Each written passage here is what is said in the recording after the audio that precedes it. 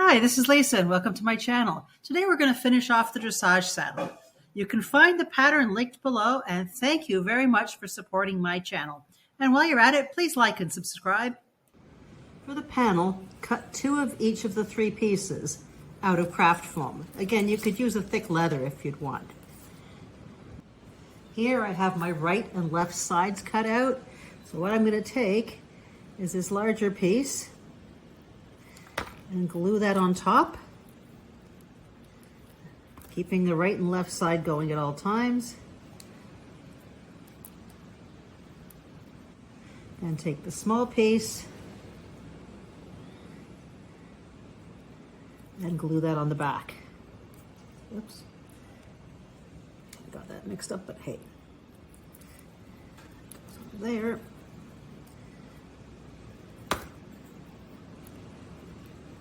And put those aside to dry. Then take your panel cover and cut 2 of these out of Skyver and make sure one is right and one is left. Take your black dye and dye these black. You may want to put 2 coats on that if it doesn't dye up quickly enough, and let them dry. I prefer to apply my second coat once I've assembled this. Once these are dry, I'm going to take the flat side, add some glue, and put it onto the wrong side of the panel cover. And before we do any more, we're going to let that dry. I'm going to take and trim off the excess. So if I pinch here, I'm not going to trim right down to where it's going to be affected. I'm going to leave a little extra. And then I'm going to keep little V's along here. The thing you have to take into account is when you fold it over, these things won't overlap, and they're not going to get in the way of each other. Plus, you're not going to see the cut from the good side. So work your way around. There is the before and after. And how I do this is I fold it over, and I want to make sure that when I'm going around here, that these do not overlap much, if at all. So I may even take a little bit more out of there when I'm cutting it or when I'm gluing it. So I'm going to work around here, apply a little glue on a section, and then glue it on. A little bit at a time, making sure that the edge is smooth.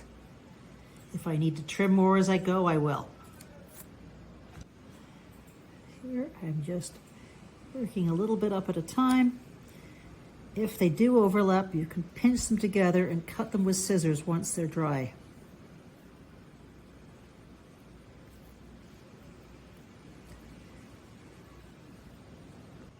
So where I have a little overlap like this, I'm just going to trim off the inside because I want to keep this part smooth.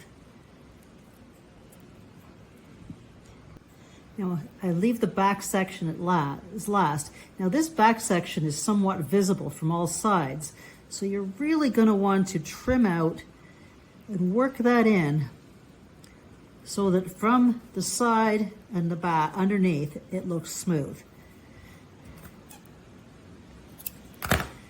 Once you've got it, most of the leather out of the way, then you can apply your glue. So now I have glue on there, and I'm trying to gather that and push that all up into a little pile here so that the sides are nice and smooth. Requires a little bit manipulation. And once that's all pinched together, just trim off anything in the way. Push a little bit more in.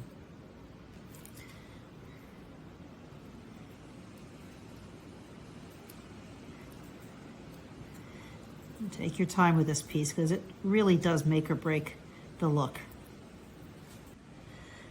Now, we're working this in a little bit more because a slight bit of this may show as well.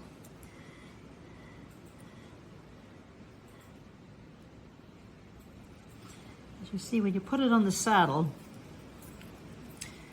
With the dressage saddle, it will stick out a little bit to the side and a little bit at the back. So the more we work that down, the better it is. And as this is skiver, it's quite easy to work with at least. When you glue these in, there's going to be a gap, a good sized gap between them, like that. And at the back, you want it to stick out a little bit on both sides. And we can touch that up with dye if you need to. So you want it sticking out the side just a little bit and out the back just a little bit, like that. And then we're going to glue that in. And the front should run down like this. Make sure when you're gluing it in the front, it's symmetrical, as is the back. And there should be, as I said, a good gap here. So the idea of these panels is to keep the saddle off the horse's spine, and on the front, it's to keep it off the withers and nicely on the shoulders. So your saddle is done. Now we need a girth. Touch up any areas you need to with leather dye, and then you can put a super sheen or something similar protectant on the leather to finish this off. For the girth, you can use regular 1/8 buckles, friction buckles, either round or square, like you would find that are sold at Rio Rondo. Or you can use Rio Rondo's girth buckles. And when they're done, they look something like this right here. For this, you'll need 4 buckles. So I'm just going to cut these free of their holder and trim off the excess. On the Rio Rondo website, they have a tutorial on how to do these roller buckles by Jana Skybova. And she uses aluminum that she gets at a local craft store, which I don't have access to. So I'm just going to use an aluminum tin can. So I've cut a strip of that off the can. And then with a ruler and sharp edge, I am going to cut a 3mm strip. You don't want to be any more than 3mm or it won't fit. As this is metal, be very careful. You can cut yourself. Don't. And what I do is I do a pass with a knife, and then I just grab the end and peel. Then check that this strip will fit through your buckle. That's fine. To make this easier, I'm just going to cut a small piece off and then wrap that through my buckle on the end further away from this little thing right here. Wrap it in and then bend it over. Now with aluminum, a proper aluminum, it's going to be a little harder to bend and it's going to hold better, but this works as well. Next, I'm going to carefully wrap this around inside through the buckle again and roll that around. So I threaded that through twice, and I'm just going to trim off the extra, put that into a roller, give it a little roll with my fingers to make sure it's working.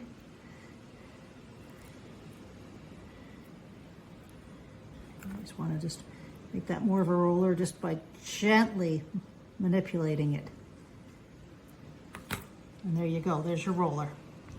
Then one of these buckle pieces from Rio Rondo, I'm just going to open the end a little tiny bit and hook that on to this piece with a little dent in it. Again, this is a lot easier to do in a different position.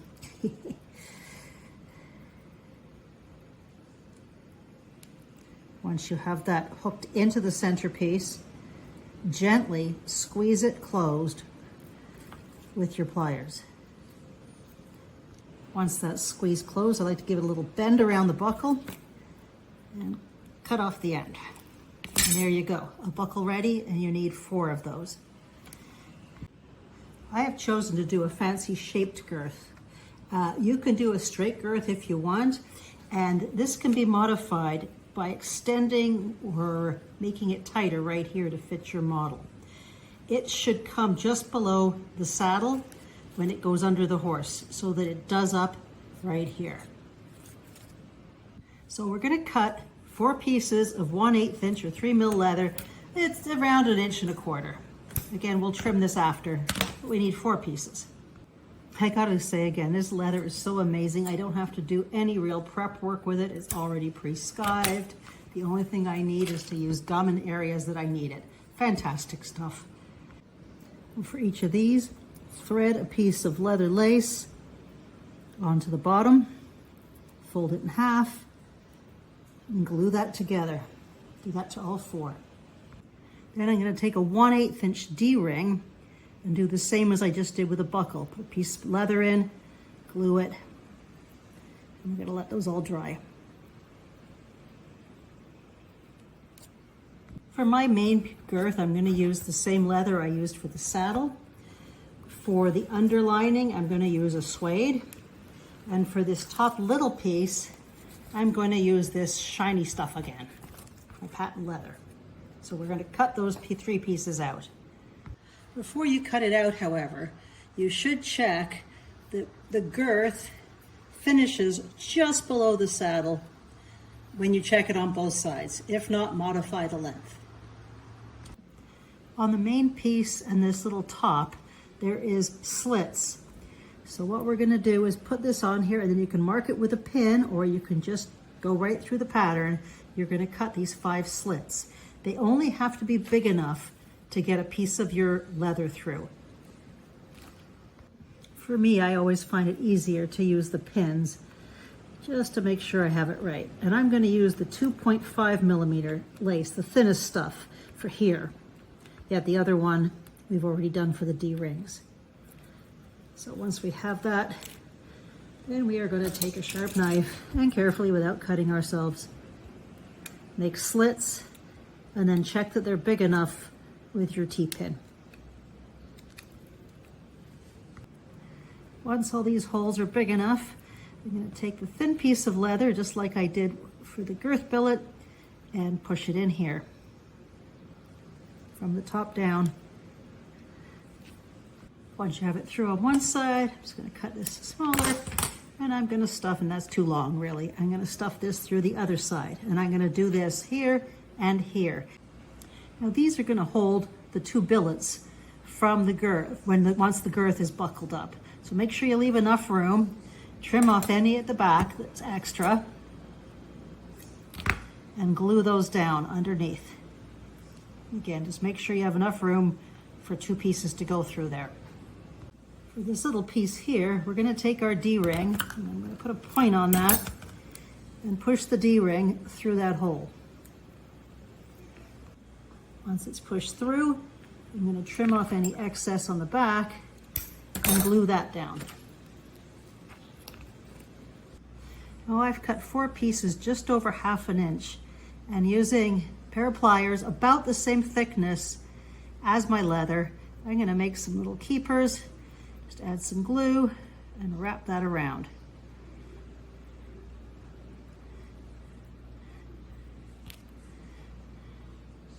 And again, you need 4 of those. I take my buckle and put it there. That is where my buckle should sit, on a bit of an angle. And then with my scissors, I'm going to cut it just above there. Put a little point on it. Put my keeper on.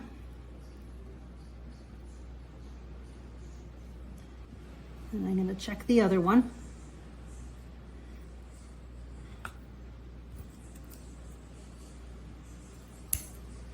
And these are tiny. The reason I didn't put the keeper underneath between like I normally would is because it would just disappear. And again, that keeper is optional. Make sure there's enough room in your keepers for a piece of leather lace to go through. Then line them up and glue them on, and they should be sitting out on a bit of an angle, but still within the girth. When you're doing this, make sure your buckle is actually right side up.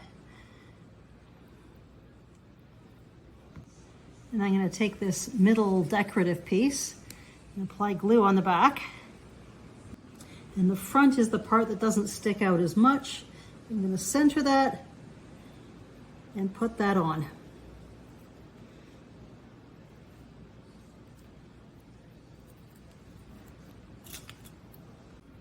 Check to make sure that these are free and not glued down for your keepers. Since you're playing in a little tight spot there, while your buckles are lying properly. And then take your lining and dry fit it to make sure it's going to fit properly. Then glue it on. Make sure it's as even as possible all the way around and give it a slight bend.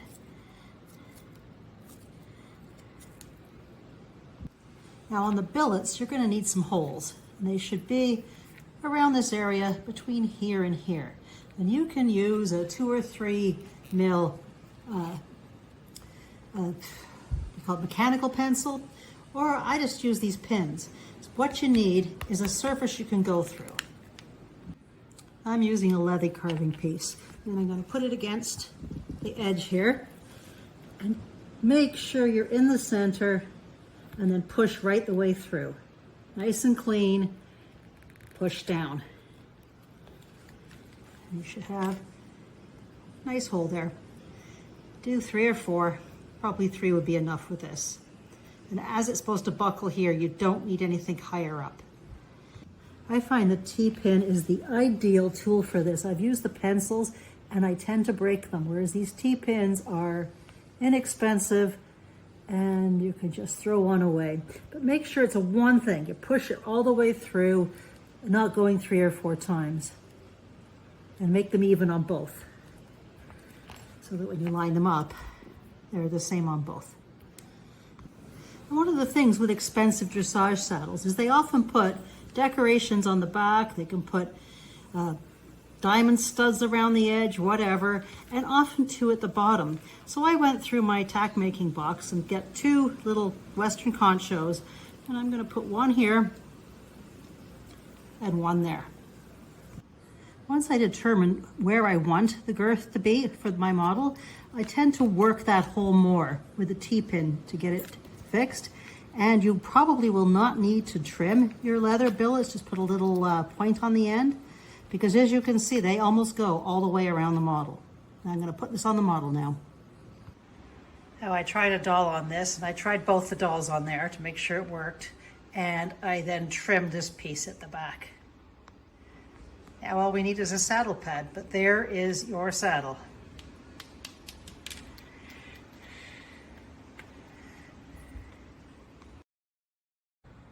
Thanks for joining me on my journey. Please check out the next video, and don't forget to like and subscribe.